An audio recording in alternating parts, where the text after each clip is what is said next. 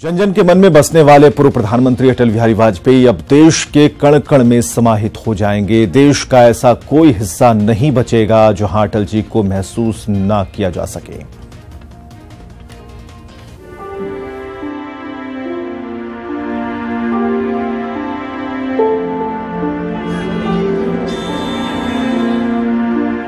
देश के कण कण में बसेंगे अटल,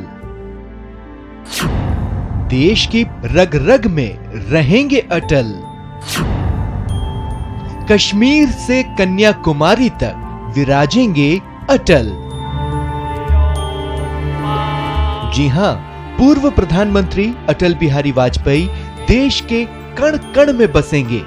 इसके लिए बुधवार को पीएम नरेंद्र मोदी और बीजेपी अध्यक्ष अमित शाह ने हर राज्य के बीजेपी अध्यक्षों को अटल जी के अस्थि कलश सौंपे हैं।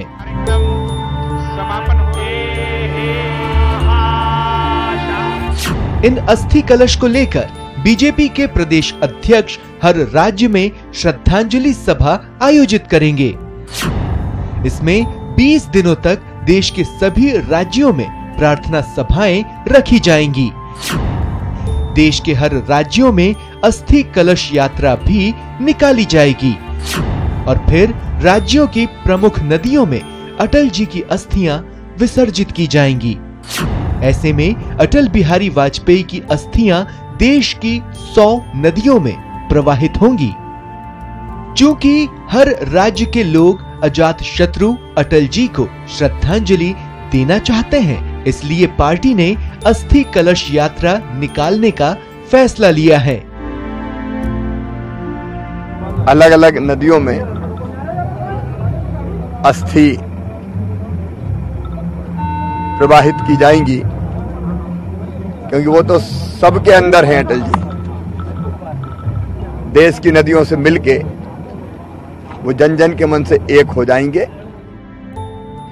इससे पहले 19 अगस्त को हरिद्वार में अटल बिहारी वाजपेयी की अस्थि कलश यात्रा निकाली गई थी और हर की पौड़ी में गंगा में वाजपेयी जी की अस्थियां प्रवाहित की गई थीं।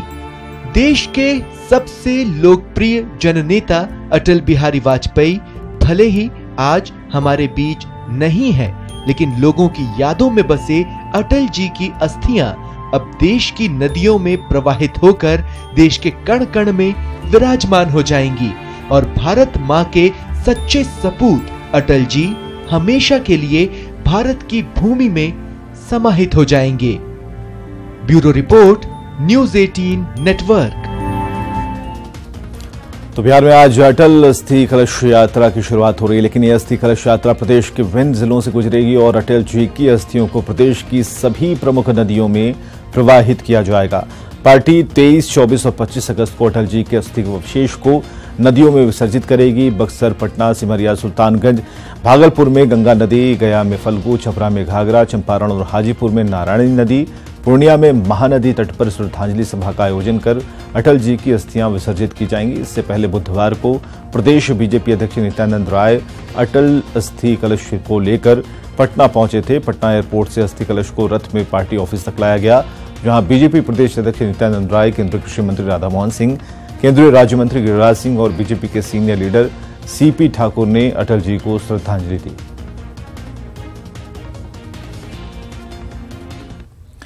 और चलिए ये भी जान लीजिए कि अस्थि कलश यात्रा, जो कि अटल अस्थि कलश यात्रा के तौर पर इसे शुरू किया जाना है, इसका रूट क्या है।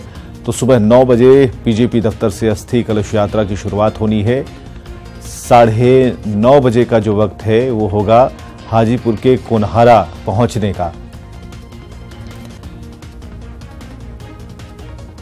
इसके बाद 10:45 पर महुआ से ये यात्रा गुजरेगी।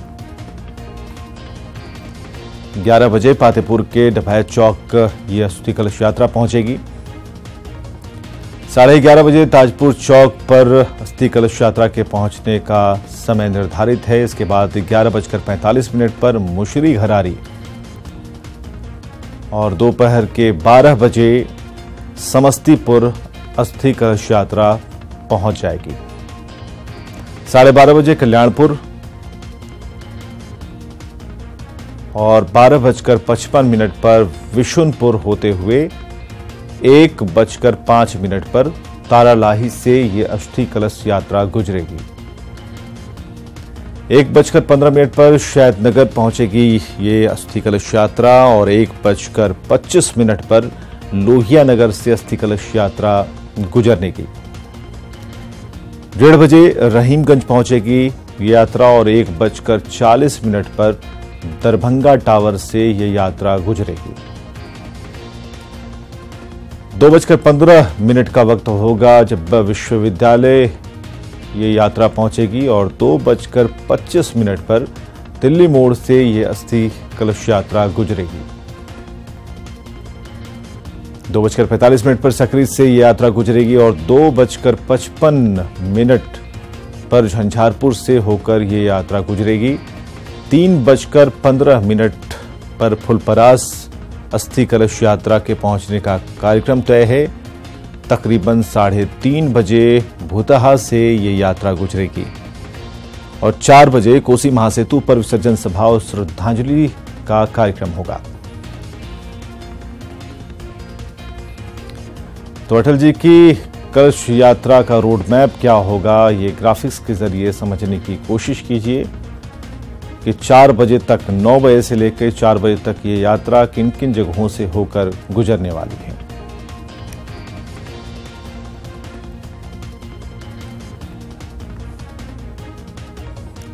और ये जिम्मेदारी किनके ऊपर है, किन राजनेताओं के ऊपर है, किन कार्यकर्ताओं के ऊपर है, उसकी ये पूरी लिस्ट है और कहां अस्थियां प्रवाहित की जानी है, उन पूरी जानकारी ग्राफिक्स के जरिए आपको दिखा पा रहे हैं।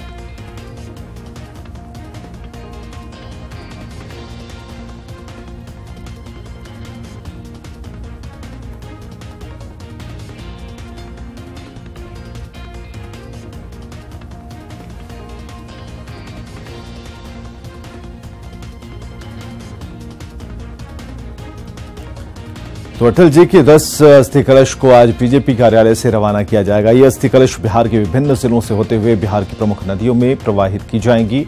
बीजेपी कार्यालय में इस पूरे कार्यक्रम का जायजा लिया हमारे सहयोगी रुपेश ने। प्रधानमंत्री स्वर्गीय अटल बिहारी वाजपेयी की अस्थियां पटना पहुंचने के बाद बिहार की लगभग तमाम पवित्र नदियों में विसर्जित की जाएंगी और विसर्जन की पूरी तैयारी अटल बिहारी वाजपेयी की अस्थि अंतिम कलश यात्रा की पूरी तैयारी की गई है। अगर आप यहां पे देखें तो 10 अस्थि कलश रखे हुए हैं जो भाजपा प्रदेश मुख्यालय से 10 अलग अलग दिशाओं में निकलेंगी और लगभग तमाम जो पवित्र नदियां हैं वहां विसर्जित की जाएंगी। आज पूरे दिन या फिर 3 दिवसीय ये जो एक आयोजन भी इसको कह सकते हैं, ये जो हुआ है उसमें क्या कुछ होना है? आज तो सबसे पहले यहाँ से 9 बजे हमारी 10 रथ जो है 10 अस्थि कलश के साथ 10 रथ बिहार के सभी जिलों में आज यहाँ से निकलेगी, जिसमें हमारे माननीय कुछ केंद्रीय मंत्री, हमारे सांसद जो हैं, जिसमें हमारे माननीय कृषि मंत्री राधा मोहन सिंह जी, प्रेम कुमार जी, राम नारायण मंडल जी, के ऋषि जी, विनोद नारायण झा जी, ऐसे तमाम जितने हमारे नेता हैं वो सारे यहाँ से अस्थि कलश को लेकर के विभिन्न जिला में लगभग पूरे बिहार के जो हमारे जिले हैं उसमें अटल बिहारी वाजपेयी जी के अस्थि कलश को ले जाएंगे। अटल बिहारी वाजपेयी की पंक्तियां हैं कि जब तक ध्येय न पूरा होगा तब तक पग न रुकेंगे और भारतीय जनता पार्टी के पग तब तक न रुकेंगे जब तक अटल बिहारी वाजपेयी ने अपने ध्येय चाहे जो परिलक्षित किया हो, लेकिन भारतीय जनता पार्टी का भी एक ध्येय है, जब तक वो ध्येय न पूरा होगा तब तक पग न रुकेगा। और तमाम ये जो अंतिम रथ यहाँ से निकलने वाले हैं उन रथों पे लिखा गया है कि तुम निःशब्द क्या हुए, हमारे तो शब्द खो गए। लेकिन अटल बिहारी वाजपेयी भले ही निःशब्द हो गए हैं लेकिन भारतीय जनता पार्टी के शब्द नहीं खोए हैं। भारतीय जनता पार्टी की जो तैयारी है उससे लगता है कि भारतीय जनता पार्टी के शब्द और मुखर हो गए हैं। कैमरामैन मनीष जुनेजा के साथ रुपेश कुमार, न्यूज़ 18 पटना।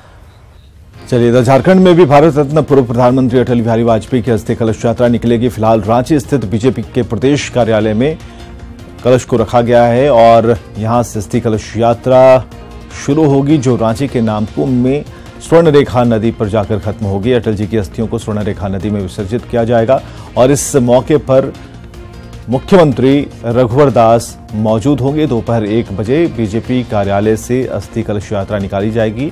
इस मौके पर बीजेपी युवा मोर्चा के 500 कार्यकर्ता मोटरसाइकिल पर सवार होकर कलश यात्रा की अगुवाई करने वाले हैं। रांची के बाद अटल जी की अस्थि विसर्जन कार्यक्रम 24 अगस्त को राज्य के दूसरे हिस्सों में भी संपन्न किए जाएंगे।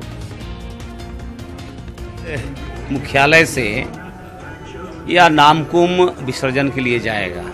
हम यहाँ से कुछ दूर तक गाड़ी में जाएंगे, इसके बाद 4 से 5 किलोमीटर तक हम लोग पैदल यात्रा कर करके नामकुम के नदी पर हम इस अस्थि कलश का विसर्जन करेंगे। ये कार्यक्रम है। उसके साथ साथ दूसरा दिन यानी 24 तारीख को संथाल परगना, कोल्हान, पलामू, हजारीबाग, ये 4 जो प्रमंडल है, इस प्रमंडल के पवित्र नदी, प्रमुख नदी में इसका विसर्जन होगा। ये कार्यक्रम हम लोगों ने बनाया और उसमें अपने प्रमुख नेताओं को भी जोड़ेंगे। उनके नेतृत्व में यह विसर्जन होने वाला है।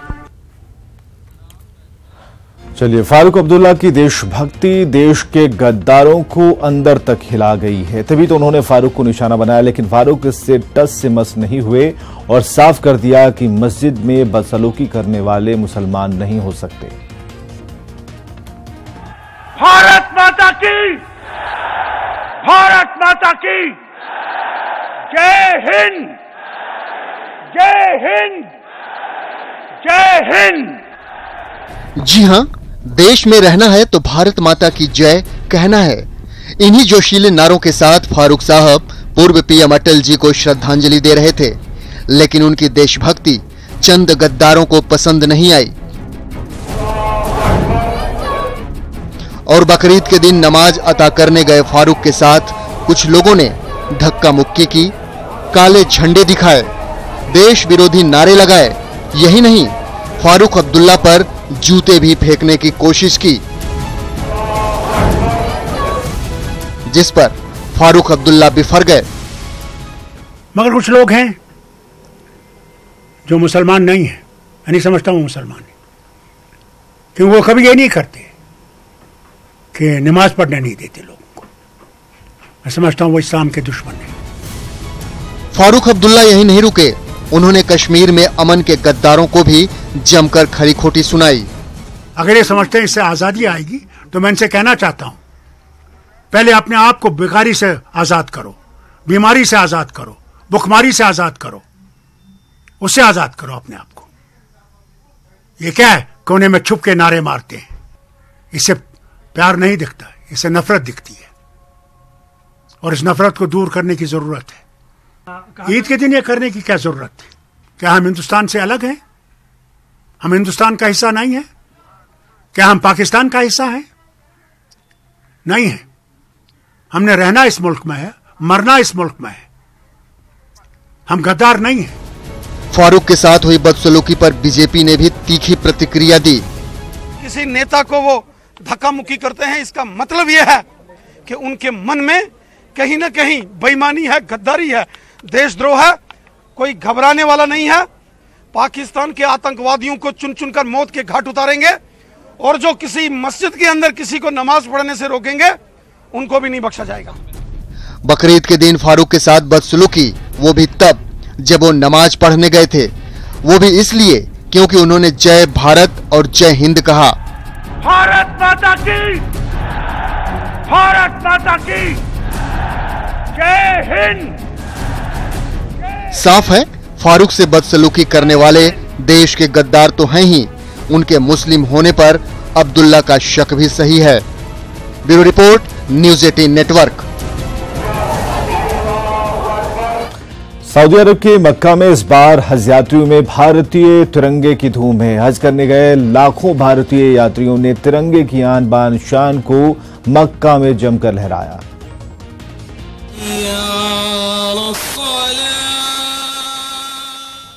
मक्का में तिरंगे की धूम देखिए। हज यात्रियों की देशभक्ति देखिए।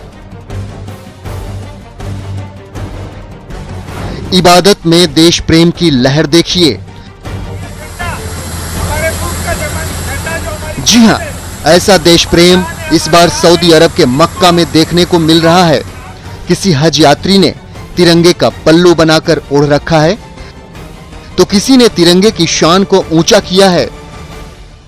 यही नहीं, लाखों की भीड़ में भारतीय हज यात्रियों के ग्रुप ने छाता भी तिरंगे का ले रखा है। यानी मक्का में हज यात्रियों ने इबादत के दौरान देश प्रेम का अद्भुत नजारा पेश किया है। यही नहीं, मक्का के करीब मीना में ईद उल अजहा के दिन शैतान के प्रतीक को पत्थर मारने के दौरान भी भारतीय हज यात्रियों का जत्था अलग दिख रहा था। हज यात्रियों का मानना है कि इस बार यात्रा के दौरान तिरंगा उन्हें सबसे अलग होने के साथ साथ भारतीय होने का गर्व महसूस करा रहे थे। दरअसल इस साल मक्का पहुंचे 20 लाख मुस्लिम हाजियों में से 1,75,000 भारतीय हैं, जिसमें पहली बार 1300 महिलाएं बिना महरम यानी बिना पुरुष संरक्षक के हज यात्रा पर पहुंची हैं।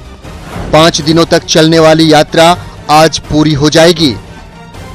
सऊदी अरब के मक्का में हज यात्रियों का तिरंगे के प्रति प्रेम और दूर देश में तिरंगे की शान को देखकर हर भारतीय का सिर गर्व से ऊंचा हो जाता है। Bureau report, news 18 network. Bihar के नवनियुक्त राज्यपाल लालजी टंडन आज शपथ ग्रहण करेंगे और राजभवन परिसर स्थित राजेंद्र मंडप में पटना हाईकोर्ट के चीफ जस्टिस उन्हें शपथ दिलाएंगे।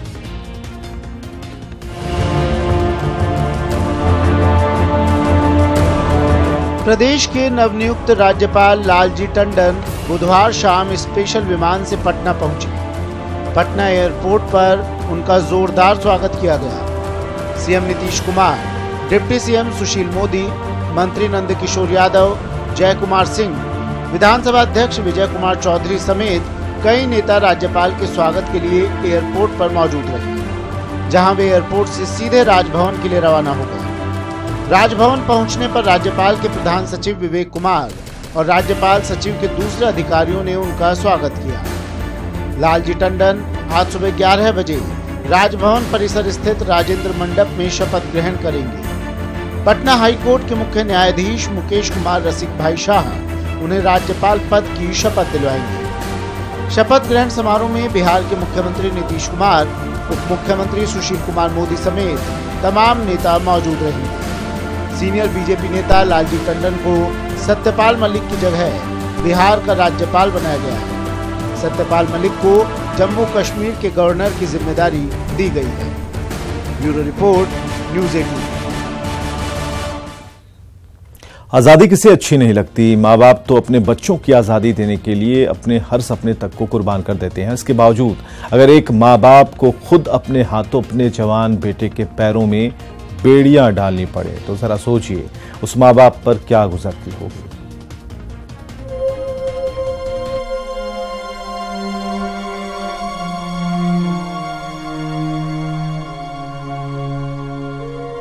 हर माँ बाप की तरह इस माँ बाप को भी उम्मीद थी कि बेटा बड़ा होकर बुढ़ापे की लाठी बनेगा, लेकिन इस अभागे पिता को खुद अपने ही हाथों अपने ही जवान बेटे के पैरों में बेड़ियां डालनी पड़ी।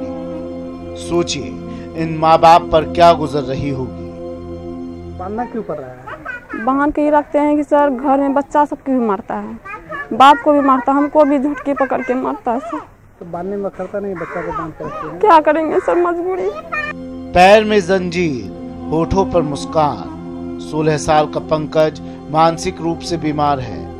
बदमाशी तो ये बचपन से ही करता था।